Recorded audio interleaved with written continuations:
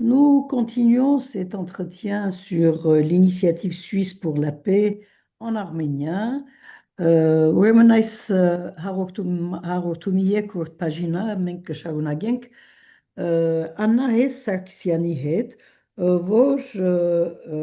խաղաղության բանակցություններու մասնակետ է, փորձագետ է, մասնակցած է զանազան երկրներու միջև խաղաղության գործընթացներու ի մեջ այլոց նաև սվիցերիական բանակցություն, ավելի ճիշտ է սվիցերիական նախաձեռնություններու Բարև Աննա, Բարև Հիլդա, շատ շնորհակալ եմ, որ այս գարշ հարցազրույցը մեզի ընդունեցիք, գուզենք գիտնալ այս Զվիցերիո, հիմա առաջին վարդյանեն ասեմ նաև, որ Զվիցերիան արևմտահայերեն Շվեյցարիա է ծեր լեզվով, արևելահայերենի դարբերությունը այս է, ուրեմն Զվիցերիական այս նախաձեռնությունը,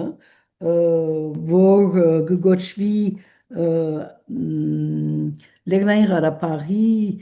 խաղաղության սվիցերիական նախաձեռնություն։ Ուրեմն այս նախաձեռնության մասին կուզեի ձեր կարծիքը առնել, ինչ կսպասվի, ինչ կակնկալվի այս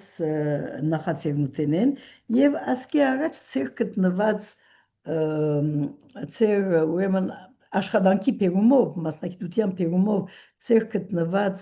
մյուս նախաձեռնություններու հետ տարբերությունը ինչ է եւ ինչպես կընթանան այս նախաձեռնությունները ընդհանրապես սվիցերիական իշխանություններու կողմէ։ Շատ լավ, մերսի Հիլդա հրավերի համար, ուրեմն մի քանի հարցի մեջ տվեցիք։ Այո, երեք հարց։ Փորձեմ հակիրճ արձագանքել։ Ուրեմն այս պարագայում Արցախի կորստից հետո, այսպես ասեմ, այս ենթատեքստում առաջինը ասեմ շատ կարևոր ցանկացած նախաձեռնություն, երբ որ Արցախը, Լեռնային Ղարաբաղ հակամարտության լուծումը բերում է օրակարգ, դա արդեն ես ողջունում եմ, հակառակ ամեն ակնհայտ խնդրի կամ մարտահրավերի, այս այն գլխից ասենք, որտեղ երբ որ թե Ադրբեջանը, թե միջազգային համայնք կոչվածի տարբեր անդամ երկրներ եւ թե ներառյալ Հայաստանի կառավարությունը Արցախի հարցը համարում են փակված, այս պարագայում երբ որ ցանկացած ֆորմատով Արցախի հարցը արձակվում է, ես արդեն դա ողջունում եմ։ Բայց դա բնականաբար միանշանակ չի, եթե հարցը վերենք ավելի գործնական դաշտ, փորձել հասկանալ գործնական կարևորությունը կամ իրականացնելիությունը, եթե այդպես կարող եմ ասել, բնականաբար լեցունա խնդիրներով, հա։ Հիմա մի հետաքրքիր բան կա այս նախաձեռնության մեջ, որ հակառակ ոնց որ ասեցի, բոլոր խնդրահարույց կետերի, այսինքն ցանկացած տրամաբանող մարդ կարող է շատ հարցեր տալ, ոնց պետք է սա արվի, այս ֆորմատում հարց չի լուծվում եւ այլն, իրավունք ունեն այդ հարցեր տվողները։ Բայց ես այսպես եմ մտածում, որ նախ այս նախաձեռնությունը Հիլդա ցույց է տալիս շվեյցարական համակարգի հետաքրքիր լինելը, քաղաքական համակարգի։ Ես այն դեպքում, երբ որ արտգործնախարարությունը շատ հստակ դիրքորոշում ունի Արցախի հարցը փակված համարելով, հա, այսինքն քանի որ Ադրբեջանը լինելով կողմերից մեկը որոշել է, որ այդ հարցը իր համար փակված է ու բարիք չունի որևիցե երկրի միջամտության, հատկապես Շվեյցարիայի, Շվեյցարիան բնականաբար արտգործնախարարությունը իր զգուշավորությունը, իր սկզբունքներից ելնելով ասում է, օքեյ, եթե մի կողմը փակ է համարում, ես այդտեղ անելիք չունեմ։ Եթե նույնիսկ մյուս կողմը ուզենա, չէ՞։ Բայց դա հետաքրքիր, որ շվեյցարական քաղաքական համակարգում կա նաև պարլամենտը, որը որ անկախ է լրիվ բանից, չէ, կառավարությունից, եւ ինքը իր կյանքն ունի, ու այս նախաձեռնությունը հետաքրքիր արդյունք կա, պրոդուկտ է այդ շվեյցարական հետաքրքիր համակարգի։ Այսինքն ես ուզում եմ դա նշենք մեր լսողների համար։ Կարևոր է, այո։ Ու սովորաբար Սա գործընթացի առումով, որովհետև նաև գիտենք, որ Զվիցերիան այսպես թասականորեն եւ պատմականորեն այս թերը խաղացած է քանի հագամարտություններու մեջ։ Այո, ու սովորաբար, այսինքն հակամարտությունների կարգավորման կարգավորումների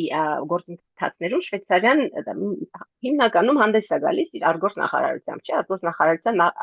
գործառույթն է միջնորդություն անելը, բայց մեկից մեկ ունես, այսինքն ուզում եմ այդտեղ բան անել, շեշտել Հիլդա, ոնց են ասում, անջատումը կառավարության տարբեր մասերի, հա, ոնց են ասում, չէ՞, ու այստեղ հետաքրքիր, երբ որ արտգործ նախարարությունը հարցը համարվում է փակված ու նույնիսկ մի քիչ տոքսիկ, որտեղ շատ զգուշ են վարվում Ադրբեջանին չկատաղեցնելու, ոնց են ասում սիրուն հայերենով, հա, շատ զգուշ են, պարլամենտը լրիվ անկախ մարմին որպես որոշել է ուրիշ ճանապարհով գնալ, այսինքն չի ազդվում բանից ԱԳՆ-ի մոտեցումից, բայց որ կարևոր է մեր լսողների համար որ իմանալ, երբ որ պարլամենտը սովորաբար ինչ որ որոշումներ կայացնելուց այդ հանձնարարությունը տալիս է ԱԳՆ-ին, ասում է դուք պետք է սա կատարեք, որպեսզի մեխանիզմը եւ ինչ են ԱԳՆ արտաքին գործոս նախարարության հնարավորությունները ինչ են գտնավորել թե ստիպված կարող են տեսականորեն ստիպված են անելու, որովհետև ԱԳՆ-ն, ասենք առօրյա կտրվածքով 1000 ու մի հատ բան է գալիս, առաջադրանք է գալիս պարլամենտից ու իրենք պետք է բան անեն, դա աշխատեցնեն, հասկանան ոնց են իրականացնում, բայց նախարարը կարող է ասել չէ չեմ անելու ես սա էքս բանը այս պատճառներով ու դնի դարակի մեջ այդ որոշումը, հա, այսինքն կարող է այդ որոշումը նստի ու փոշի հավաքի ընդհանրապես, որովհետև ԱԳՆ-ն իրականացնի, եթե նախարարը որոշի, որ չի անելու։ Այս պարագայում, որպեսզի շարունակեմ ձեր հարցին պատասխանել, ամենայն հավանականությամբ ԱԳՆ-ն դա չի անելու, այսինքն բոլոր ակնհայտ պատճառներով, դա մի խնդիր է, բայց դա չի նշանակում, որ պարլամենտը դրանից հրաժարվել է, որտեղ երկու, ոնց են ասում, տներում էլ, հա, թե սենատ, թե կոնգրես, այսպես պայմանավորորեն ասած, արդեն երկու պալատներ, մերսի, հա, բան են արել, ընդունել են։ Հիմա դա գոնե նշանակում է այն 19 հատ պատգամավոր այդ հարցով հետաքրքրված է, այդ հարցը արտարծում է, այդ հարցը վերում է օրակարգ։ Ինչքանով է դա ինչ են ասում, implementable, իրագործելի, եւ ինչքանով նման ֆորմատը, որը որ պահանջում է պարլամենտական օգտակար կլինի, դա մեծ հարց է բնականաբար։ Հիմա իմ փորձին դուք անդրադարձաք, փորձը մի կողմ, բայց նաեւ տրամաբանորեն նման զգայուն հարցը, երբ որ երկու ասիմետրիկ կողմ ունենք իրականում, հա, հակամարտության ունենք Արցախի կամ Լեռնային Ղարաբաղի որպես կողմ, որը որ գնալով արդեն ինստիտուտները կան սիմվոլիկ, բայց նաեւ չկա, չէ, լուծվում է Հայաստանի իրականության մեջ, հայաստանյան ոնց են ասում, ինստիտուտների մեջ, չկա մի կողմը ըստ էության, թղթի վրա ունենք անհատներ, ունենք մարդիկ, բայց ինստիտուտը լուծարված է։ Մյուս կողմից ունես ուժեղ պետություն, որը որ իր ծավալապաշտական բանը եւ ամեն գործիքը ունի իրականացնելու իր ամբիցիաները, հա, տարածաշրջանում ու հատկապես Լեռնային Ղարաբաղի ու Հայաստանի նկատմամբ։ Այսինքն այս ասիմետրիկ վիճակում ֆորում կազմակերպելը ու շատ զգայուն հարց, վերադարձի հարցը լուծելը երկու ասիմետրիկ կողմերի մեջ շատ քիչ իրավատեսական է, համարյա անհնարին է։ Որտեղ նման հարցը այդ ֆորմատով դժվար լուծի, բայց եթե մտածենք սկիզբա, որ ուղղակի զրույց շարունակվի, որպեսզի վերադարձի թեման լինի օրակարգում, ես այդպես եմ տեսնում։ Չգիտեմ բոլոր հարցերին պատասխանեցի թե չէ, բայց ամենայն դեպս բան է, խոսեցանք ուրեմն հնարավորության մասին եւ առաջին քայլի մասին խոսեցանք։ Առաջին քայլը Այո, այստեղ շատ կարևոր է նշել դա նաև բանակցային գործընթացների տեսանկյունից, որ ինքնին միայն մեկ ֆորում, եթե նույնիսկ ԱԳՆ-ն համաձայնվի, եթե նույնիսկ Ադրբեջանը համաձայնվի, հա, ինչ որ տեսականորեն, նույնիսկ տեսականորեն դժվար այս պահին պատկերացնել, բայց եթե նույնիսկ համաձայնվեն, մի ֆորում, որը որ ոչ մի հատ բանակցային process-ի մաս չի, ինքը ոչինչ չի բերելու բնականաբար։ Որտեղ դա, հա, այս պատկերացրեցիք, դա էլ է ուզում նշել։ Այսինքն ամեն բան իրականության մեջ Ադրբեջանին գախված է, անշուշտ Հայաստանին եւս, բայց Հայաստանը այսօր քաղաքական կամք չի դրսևորել այս խնդրի մեջ։ Ամեն բան գախված է Ադրբեջանին, եթե Ադրբեջան մերժե արտաքին գործընկերությունը, բան այսպես չի գնահատվում։ Ոչինչ չի կարող անել։ Բայց եթե բադահի, որ օրինակ զանազան երկիրները զորակցություն հայտնեն, եթե հաջողենք օրինակ, որ մոտ չեմ գիտեր 5 երկիր, 10 երկիր փորձե այսպես բան մտալ մասնավորապես յահկի միջոցով փորձե այս խնդրի լուծման համար եւ որովհետեւ վերջապես մարդկային իրավունքներում մեծ ոտնահարում եղած է եթե մի քանի երկիրներ բեդություններ թիմեն թե Ադրբեջանի, թե Հայաստանի եւ թե Զվիցերիո կառավարություններուն ասելու համար որ դուք պետք է այս գործընթացը սկսեք արդյոք բամգա այսօր գիտենք որ բեդությունները Ադրբեջանի վրա աստելու շատ մեծ լծակներ չունին բայց արդյոք բամը կարելի է սպասել ուրիշ բան կարելի է սպասել այս առաջին քայլին Լավ հարց է, Միլդա, կարճ պատասխանը վախենամ ոչ է, բայց ես մտածում եմ, որ այս պահը, որ այդ մոմենտումը ստեղծվել է, որպեսզի նորից Արցախի հարցը փակված չհամարվի օրակարգի մեջ լինի, մի քանի երկրների, եթե նույնիսկ սիմվոլիկ բան հայտարարություն, հա, որ այս հարցը պետք է ինչ-որ ձևով լուծում ստանա, ես պատկերացնում եմ, դա հնարավոր է, եթե շատ արագ Այս Շվեյցարիային միանան, ասենք միանան բնականաբար շատ աշխատանք չի տարվի, որ դա արվի, ինչ-որ դժվար է պատկերացնել, բայց հնարավոր է ուղղակի սիմվոլիկ պահել հարցը, թեման օրակարգի մեջ պահել նորից, բայց որպես լուծման սկիզբ դժվար է պատկերացնել, որտեղ շատ աշխատանք պետք է արվի դրա համար։ Այո։ Ուրիշ հարցում, բայց արի դերեկություն Աննա, այսպես երբ այս խաղաղության գործընթացը ամբողջ բանակցային բանի մաս կգազմի գործընթացի կամ թղթածրարի մաս կգազմի ինչպես գործե Զվիցերիո կառավարությունը այսպես ավելի դարբեր բարականերու երբ հարցը ընթացքի մեջ է արդեն ինչ որ գսեիք որ չէ այս բարակը Սովորաբար երկար ժամանակ շատ փակ ֆորմատներում ակնարկումներ լինի։ Եթե ինչքան շատ զգայուն հարց է, այսինքն նոր բան չեմ ասում, չէ, ինչքան զգայուն է հարցը բանակցային օրակարգում, այդքան ավելի փակ է լինում քննարկումները, որպեսզի կողմերը շատ ազատ խոսեն, առանց վախենալու, որ իրենց հասարակությունները ինչպես պետք է ռեակցիա տան, առանց այդ անգլերենում ասում ենք սփոյլերների, հա, որ չփչացնեն process-ը, խանգարողներ, ճիշտ, առանց խանգարողներ, այսինքն բանը կարճ պատասխանը դա է, որ սովորաբար պետք է արվի երկարաժամկետ, ոնց են ասում, հետևողական ու փակ ֆորմատով, որպեսզի իրական բովանդակային զրույց կգնա։ Բայց նորից այստեղ խնդիրը շատ կարևոր է, նորից նշեմ, չի ասիմետրիան, այսինքն պետությունը խոսում է պետության հետ կամ ապստամբ խումբը խոսում է ապստամբ խմբի հետ ենթադրենք, հա, չգիտեմ, բայց շատ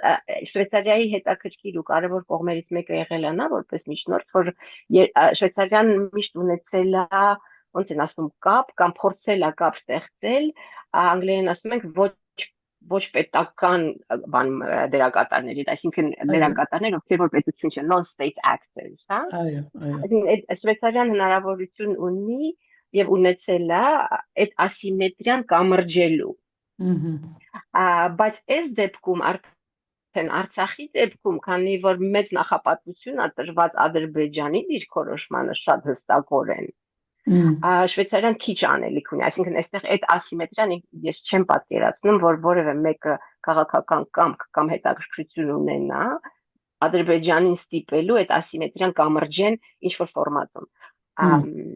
Եթե դա արվեր, պետք է արվեր այն ժամանակ 23 թվականի ամռանը հիշում եք ահագին մեծ բաներ գործընթացեր գնում Ադրբեջան ու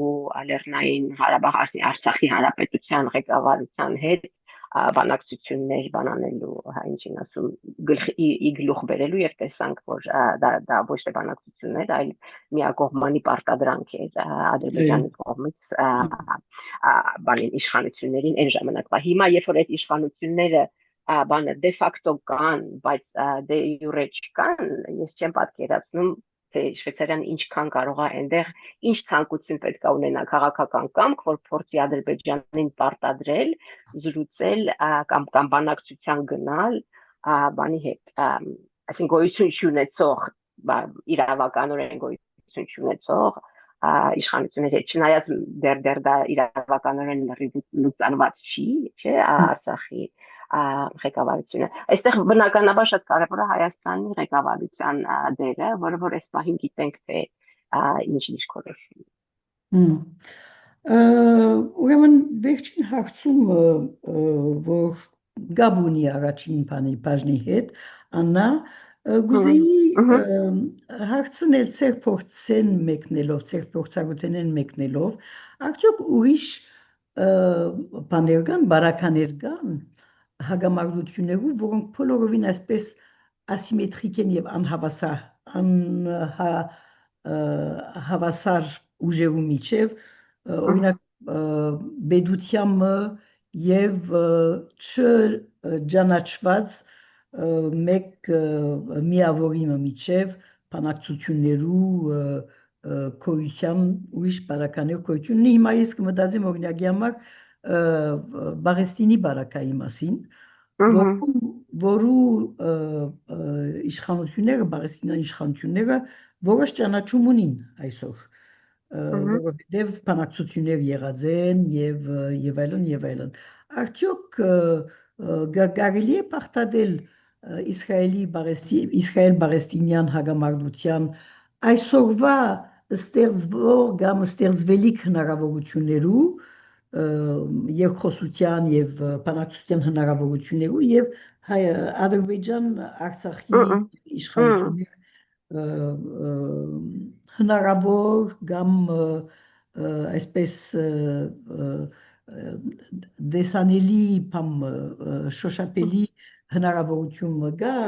երկուքի միջև պարտադության։ Կարծում եմ, որ ոչ, չէ, համեմատելիք արդեն, այսինքն եթե շատ կարճ պատասխանեմ հարցի վերջին մասին, արդեն համեմատելիք չկար։ Եթե Արցախում հայությունը մնար, եթե Արցախում հայությունը, ասենք կամ իշխանությունը մնար այնտեղ հողի վրա ու պայքարը շարունակվեր, միգուցե փորձեինք ինչ-որ շատ ինչ են ասում կոպիտ համեմատություն անել, բայց այս պահին ոնց որ այսինքն Արցախը լրիվ հայացապված, Արցախահայությունը Հայաստանում ինչ որ ձևով չեմ ուզում ասել լուծարված, բայց այդպես է, չէ։ Ցավով եմ ասում, բայց լուծարվում է կամ կամ զուլվում, հա, սկզբից լուծարվում ինստիտուտները որոշակի չափով, հետո արդեն զուլվում հայաստանյան հասարակության կամ ուրիշ հասարակությունների մեջ, այդ ժամանակ արդեն համեմատել ինձ թվում է ճիշտ չի, որովհետև այնտեղ լրիվ ուրիշ կոնտեքստ է բնականաբար։